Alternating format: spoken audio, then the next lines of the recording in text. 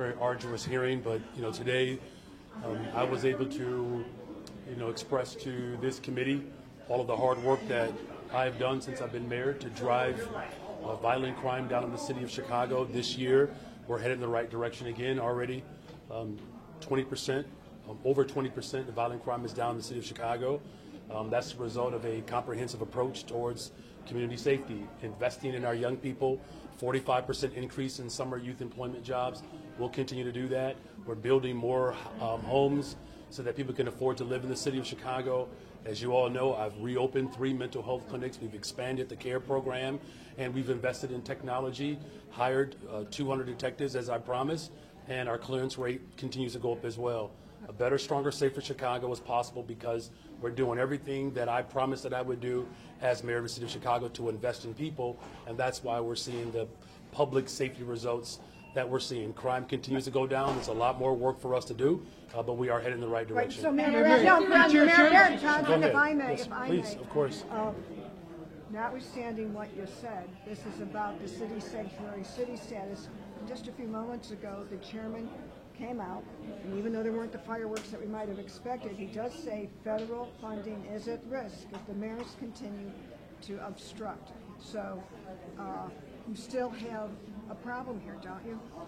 This is about safety, right? This is what they brought up. This is about cutting federal funding. Well, that is, but respectfully, that is safety. If you cut services from people, that does affect community safety. What we've asked this body to do is to join in the work that I'm doing in the city of Chicago. They're not going to do it. Are you going to give me a chance to finish my response, though? Okay.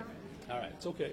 What I've said was that it's incumbent upon this body to support the efforts that I have put forth in the city of Chicago to drive violence down. Now, look, we have representation that's here in Washington. We're going to continue to make sure that our representation shows up for the people of Chicago. Here's my last point. The residents of Chicago, we send billions of tax dollars to Washington, D.C. It's incumbent upon D.C. to actually pay the residents of the city of Chicago their fair share. Go ahead, Craig. I was going to say, Representative Luda said that she is going to refer this matter and you mayors to the feds for investigation. What are your concerns, if any, about the possibility of charges being brought against you and the other mayors?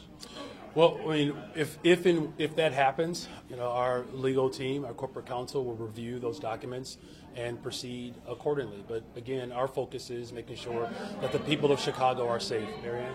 It seemed as if at times there were personal attacks. Overall, you didn't lose your cool. Do you feel as if you walk out of here and like, okay, I came what I was expected to do?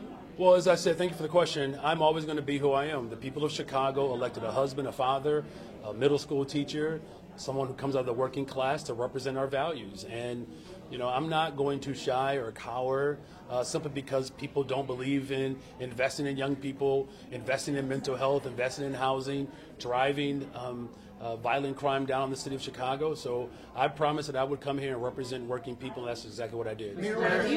How do you feel you did, and how did you prepare? Well, look, it's a lot easier to speak to the values of our city when you believe in them, right? And so, I will say this, being a middle school teacher in the Chicago Public Schools certainly prepares you for this committee. Have you learned anything new from your experience today in this hearing? Well, I mean, look, there are a lot of people in this country who want Washington to actually invest in people. To hear congressional leaders from all over the country express a desire to invest in the people of this country, that was encouraging to hear. I mean, it's what I've been doing as mayor, and I'll continue to do that. You seem to receive some of the most personal attacks out of any other of the mayors sitting there. Why do you think that is, and was it not tempting to kind of respond to those directly head on? Well, look, I represent the greatest freaking city in the world. I mean, the city of Chicago is beautiful, and I wake up every single day working hard to make sure that people of Chicago are safe. And we have a lot of work to do. No one's going to disagree with that. But we are headed in the right direction. Violent crime continues to go down. I don't take this stuff personal. I was elected to represent the people of Chicago, and that's what I do. Mayor Johnson, last month President Trump said that him and his administration are looking into deporting American citizens who commit crimes to foreign prisons in places like El Salvador.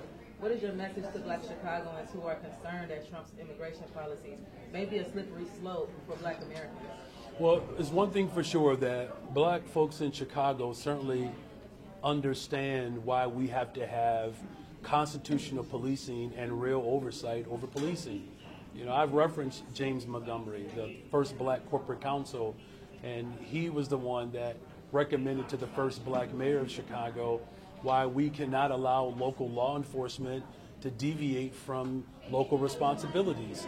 Anytime you have law enforcement that's running amok, we have seen over the course of decades of how that type of lack of trust and lack of accountability has harmed Black people. That's why I'm proud that the first Black mayor and the first Black corporate counsel, now me as a Black man, the first Black woman corporate counsel, we ride in that history of understanding why Black folks have to have leadership that puts checks and balances within law enforcement, because without that, we have certainly seen the detrimental harm that causes to our people. With that 1%, why couldn't you put a specific number on that? And is that just asylum seekers? Are they conflating undocumented residents? Well, that's a good question. That's why I was very specific about those who are seeking asylum, right? Because unfortunately, there was a lack of understanding by the Republican Party around what we experienced as a city of Chicago.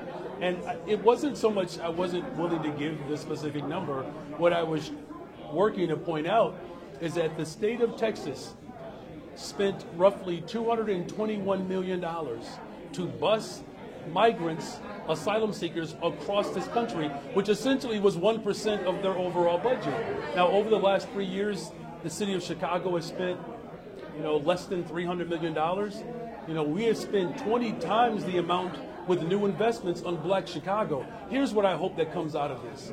I need you all's help to engage and inform Black Chicago in particular of all the investments that I've made.